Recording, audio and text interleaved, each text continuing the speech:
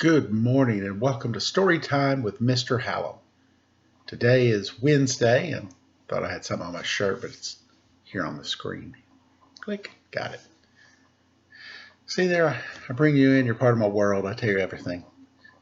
So today our story is Zen Ties by John J. Muth.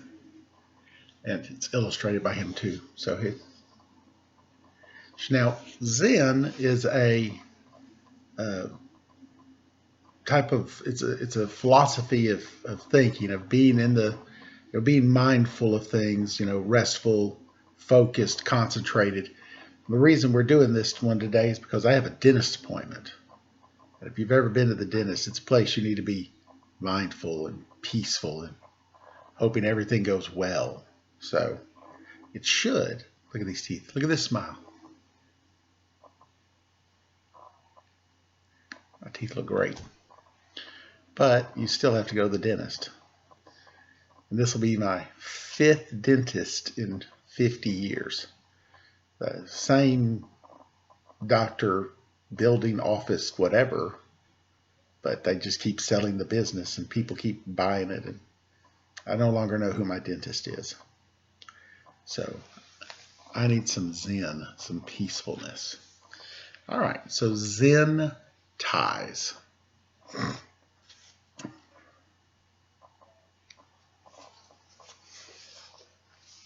Mom, there's a bear over there, said a little girl.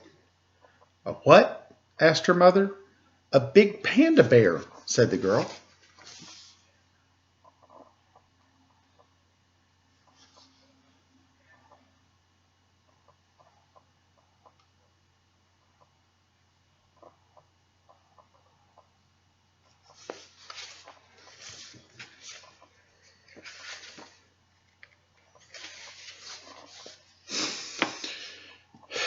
What's he doing? Asked the little girl's mother. He's sitting? Maybe he's waiting for someone, said her mother. Stillwater was waiting for someone. He was waiting for the arrival of his nephew, Coo.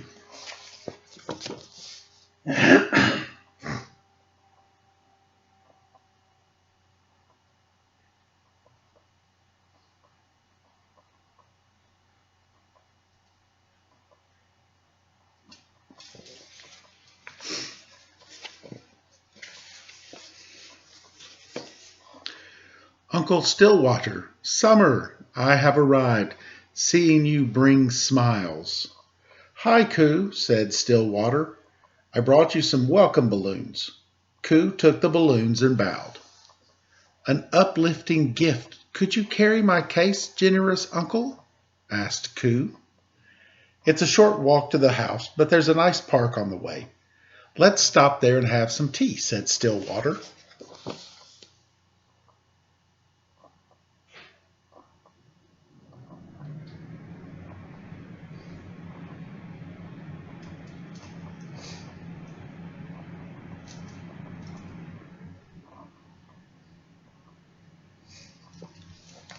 So I'm going to stop for a second. You know how I talk about different things. So Coo, the little nephew, if you'll notice, is speaking in what's called a haiku. It's a Japanese poem. Again, poems don't have to rhyme, so don't freak out. But it has 5 syllables in the first line, 7 syllables in the second line, 5 syllables in the third line. So if we look at the last one, he said, an uplifting gift. Could you carry my case? 6. Generous uncle. 5. So they were close. Let's see. Uncle Stillwater, summer, I have arrived. Seeing you brings smiles. So maybe he's not, well, it's like a haiku. Okay, so Coo will be talking like that, and then he made the joke when he said haiku, said Stillwater, it's poems. So that's how I figured that out. Okay. Stillwater, Coo, and the balloons all sat quietly in the park. Tea was very good. My cup holds emptiness now. Where shall I put it? Asked Coo. Stillwater did not like to waste. We will use these cups every day while you are here, so we should save them. Suddenly Stillwater burst out laughing. That tickles, he said.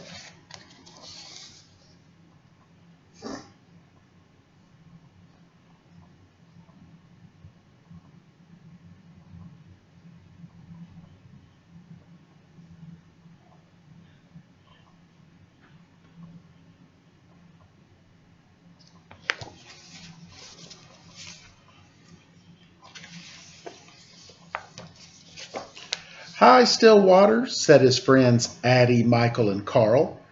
We were just coming to see you. Hello, said Stillwater. I would like you to meet my nephew, Coo. The children introduced themselves and everyone ran off to play.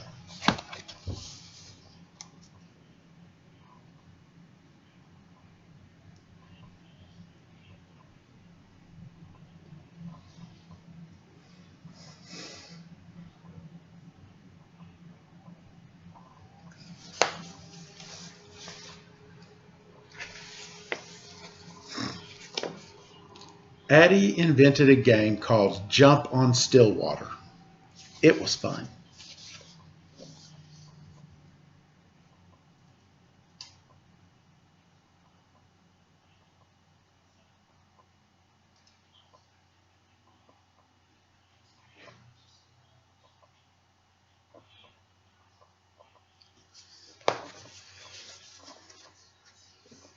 It looks fun jumping on a big panda. Michael wanted to ask Stillwater a question. I'm going to be in a spelling bee, Michael said. What would you do if you were in a spelling bee? I would spell words, said Stillwater. Michael looked at his shoes. What if you weren't sure of how good you were? I'm anxious about it. I feel like I'm going to mess up. Do your best. That's what you are supposed to do, said Stillwater. But it's hard to do my best when I'm nervous, said Michael. Stillwater nodded. Then he smiled. Coo and I have to visit Miss Whitaker this afternoon. I would like to take you and Carl and Addie to come along.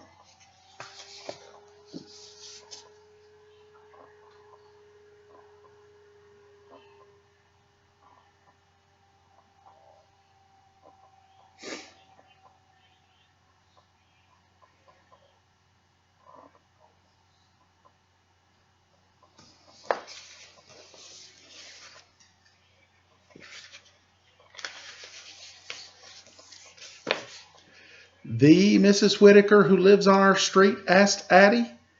That Mrs. Whitaker, said Carl. She hates us. She's really old and she spits when she talks. Every time we walk past her house, she shouts at us. She scares me. She's your friend? Michael asked. Stillwater looked at them. Yes, he said. She isn't feeling well and we must bring her something to eat.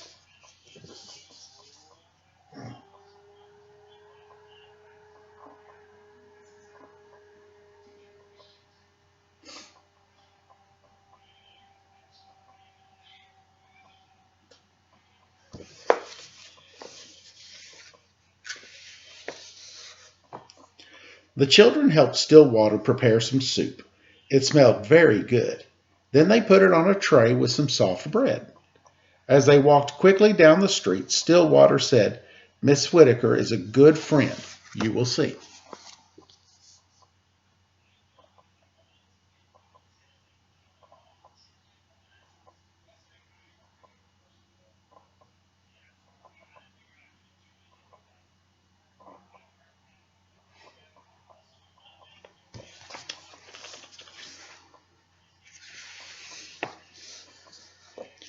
Why on earth did you bring these children here? Shouted Miss Whitaker.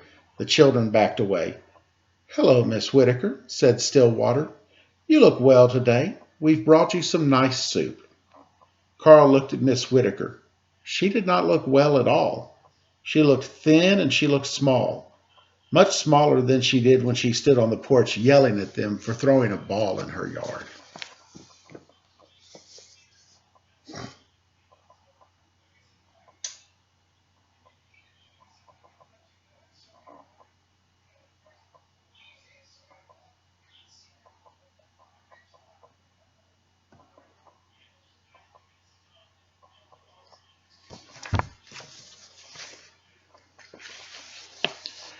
Stillwater helped Miss Whittaker up to bed, and he offered her the soup. Then he asked Addie to sweep the floors, and he asked Michael to open the curtains and the blinds. Carl, hold the dustpan still, said Addie.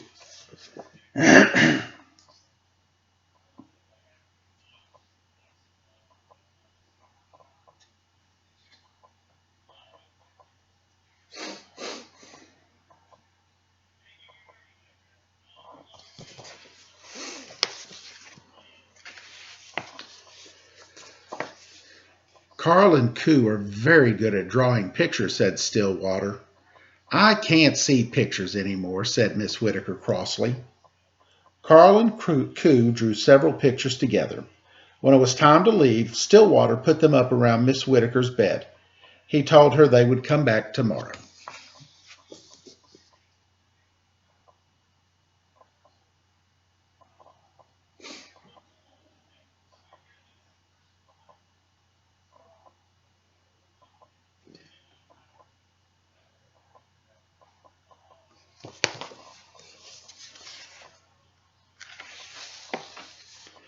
Outside, the children said goodbye. Bye, said Carl. Bye, said Addie. See you tomorrow, said Stillwater. I don't know, said Michael. I should study for my spelling bee. You should come, said Stillwater. You should come early.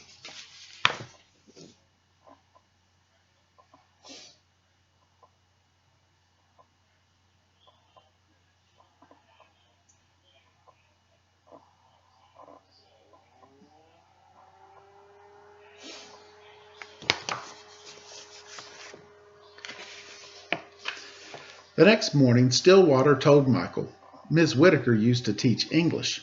She did? Asked Michael. Then Stillwater said, Miss Whittaker, did you know Michael is going to be in the spelling bee? Well, said Miss Whittaker, I know something about that. Now listen, just like plants, words have roots, Miss Whittaker said. A plant grows from its roots, and so do words. Roots of words can teach you to spell.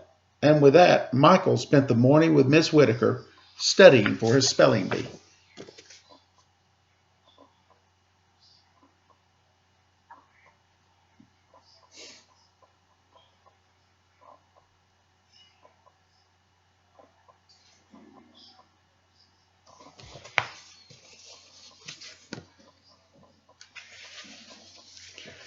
The next day, Stillwater found Coo looking up at the apple tree in Miss Whittaker's front yard. Oh, hello, Stillwater, said a voice from up in the tree. Can you catch me? I was getting some apples for Miss Whittaker, said Carl. This morning's sunlight, gathering apples, and a boy, said Coo.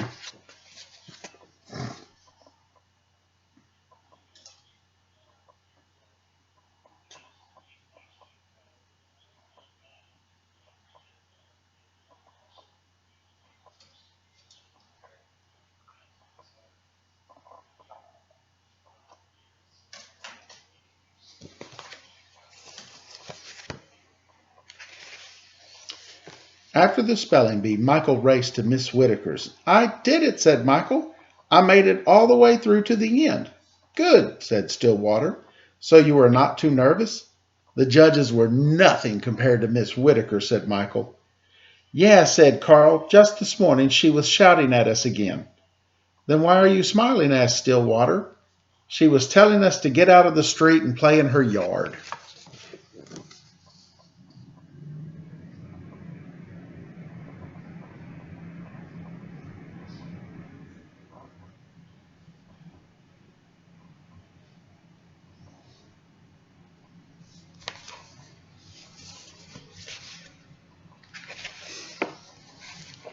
On the last day of Coo's visit, Michael presented Miss Whittaker with the ribbon he got at the spelling bee. Carl gave her the apples he had gathered. My mother taught me to make apple tea, said Miss Whitaker. I haven't made it for years. Now Addie and I have made some for you.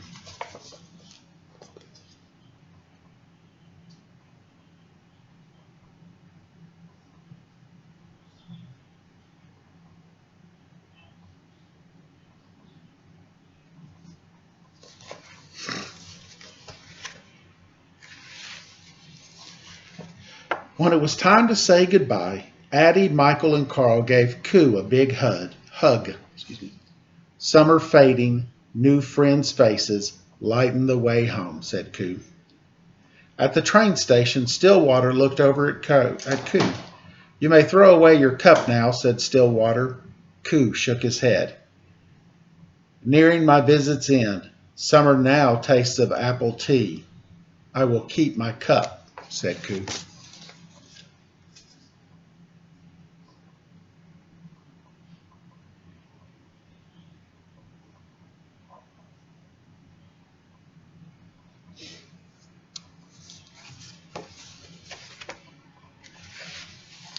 Author's note. Zen ties is a fun play on words. For me, it is also a gentle reminder that we are all connected and interdependent, whether we recognize our neighbor's face or not. It's easy to believe we are each waves and forget we are also the ocean. Stillwater is a rolling together of the affection I have for many people who have taught me about life. One of those people, my father-in-law, To Chi-an, loved wordplay. He wrote and read several languages and sometimes would mix word sounds and meanings in funny ways that would suggest some insight. He would say hard work store instead of hardware store, and earthquake for earthquake. He would have liked haiku and haiku. In the West, we know haiku as a short poem of 3 lines, usually stressing 5, then 7, then 5, for a total of 17 syllables.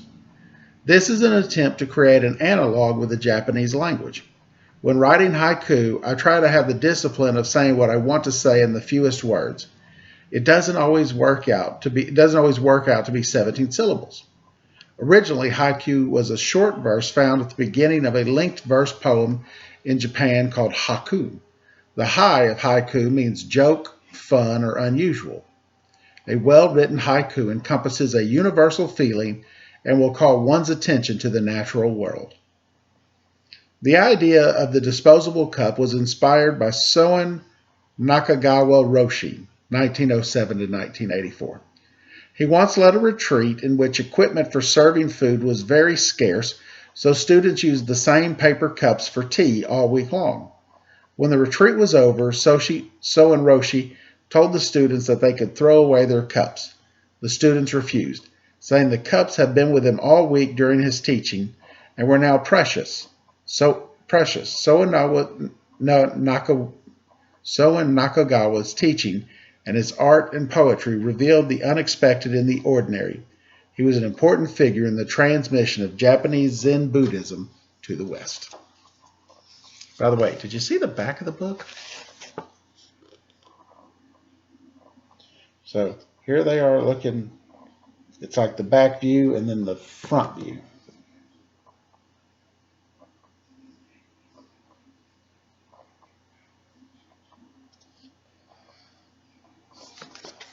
I thought that was really cool. So, what are you going to do today? I'm glad you asked. Normally, in most days, I give you some kind of assignment. Do this, do that, do this. I'm going to do the same thing today. Your assignment today is to practice mindfulness. Instead of yelling and screaming and giving your mom a headache, sit back, think about things. Find a flower to study or sit outside and look at a tree. Just take it easy. Leave mom alone. She's had a rough week. Thanks. I look forward to seeing you guys on Friday. We'll be doing a story by one of my favorite authors, Weird Al Yankovic. I know him more for music than authorships, but writing is writing. So thank you guys. Have a great rest of the day, and I will see you on Friday for more Story Time with Mr. Hallum.